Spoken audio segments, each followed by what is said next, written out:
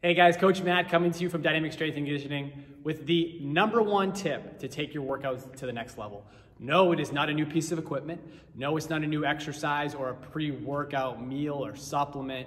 It is proper breathing. The key to transforming your performance in the gym and getting the most out of your workouts is properly breathing through your workouts. When you properly breathe, you're going to stay in the fight. You're going to fatigue a heck of a lot less quickly. You're going to have more energy. You're going to be able to train at such a higher intensity, and you're going to get the most out of your workout. So if you're working out for an hour, you're going to be able to do more work in that hour, use heavier weights, move at faster pace, take less breaks, which means better results for you. It all starts with proper breathing, and that is exactly what I'm going to take you through today with our 4 tips to master and control your breathing to keep you in the fight and get you the most out of your workouts. So tip #1, what is it? Well, it's nasal breathing. I know it sounds pretty simple, but just by breathing in and out of your nose throughout the day, and this is gonna start before you even set foot in the gym, is I want you to be mindful during the day of nasal breathing. That means closing your mouth and breathing only in and out of your nose. What is that gonna do?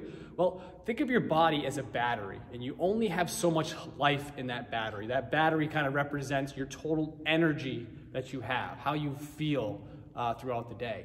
Mouth breathing drains your battery. It drains your resources, it drains your energy because you have to call on different things like musculature. So if you take a big breath in through your mouth, you're gonna feel the neck muscles turn on. So I'm having to actually use more energy just to breathe. So when I'm working, when I'm driving, when I'm sleeping, what we wanna do is keep our mouth closed and just nasal breathe. It's gonna keep your systems relaxed. It's gonna keep you in a much more better mental state. It's gonna keep your stress hormones down, and it's gonna drain less of your battery so that when you come to the gym, you have more energy.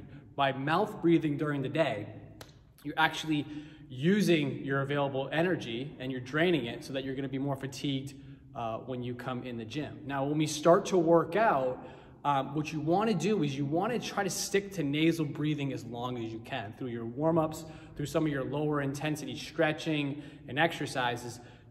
I want you to think about being mindful of nasal breathing. And what that's going to do is it's actually going to keep your heart rate lower, which is important. The higher my heart rate starts to skyrocket during exercise, the more quickly I'm going to fatigue. So if we can work to actually keep our heart rate down, we're gonna be able to keep at a good intensity and a good pace.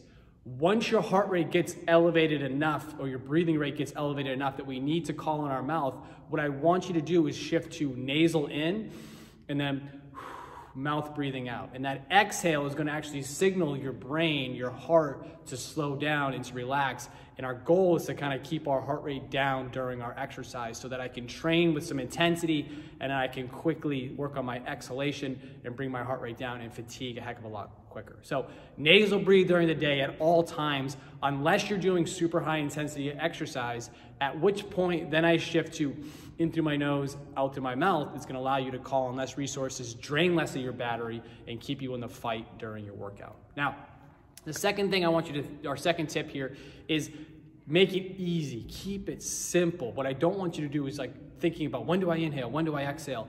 All we want you to focus on is the exhale. And I'm gonna teach you when to exhale during your exercises. If you focus just on the exhale, you have less to think about. You can worry about your form or the exercise that you're doing. And the inhale is just going to happen naturally. So we're only going to focus on the exhale. So when do you exhale? Tip #3 is to exhale through tension, exhale through effort. So I'll give you the example of a shoulder stretch. We do this side lateral stretch in our warm-ups where I bend over and I reach to get a good stretch through my lat. Once I hit tension or I feel a stretch, that's where I want to breathe, right? Your kind of inclination naturally is to hold your breath for me to try to tense up to try to get more range of motion. But what we're doing now is we're actually restricting our mobility. We're causing things to tighten up. So when we're stretching, as soon as you feel tension with an exercise, that's when we want to exhale to be able to get more range of motion. This is really important during your warm-up drills, during your pre-stretches, your post-stretches, is to work on deep exhalation as soon as you feel tension. Now, when I'm doing more fitness-related exercises, strength exercises, cardio exercises, We want to think about exhaling through effort, and that is typically in the concentric muscle action of your movement. Now, what does that mean? Well, if I'm doing a push-up, it's when I'm pressing, right?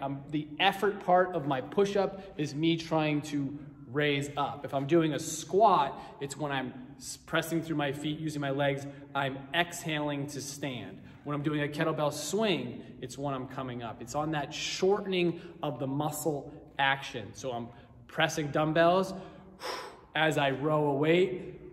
It's the effort part of your exercise is when I want to focus on exhalation through my mouth during my exercise. And again, that's going to keep you in sync. It's going to keep everything. Your body likes this synchrony. It likes this balance. It doesn't like you to be breathing at all random parts of your exercise. And by just focusing on that nice smooth exhale, it's going to keep your heart rate down, keep your kind of respiratory rate down so that I'm not hyperventilating, breathing too quickly. And I'm not, most importantly, like we all do, hold our breath, which causes our heart rate to skyrocket. So our fourth tip, we know to focus on the exhale. We know when to exhale during our exercise. The fourth tip here is to match your reps intensity with your breath. So if I'm doing a heavy squat exercise, okay, so I have a heavy kettlebell and it's taking me a little bit longer to come out just because it is so heavy, or I have a bar on my back, well, I want to exhale through that tension. I'm matching my exhale to my intensity. So I'm coming out of my squat, it's heavy, it's taking me a little bit to get up, through that effort. If my push-up, I'm fatiguing, my push-ups are tough, smooth through that effort. If I have a medicine ball, this is a cardio exercise that is nice and sharp.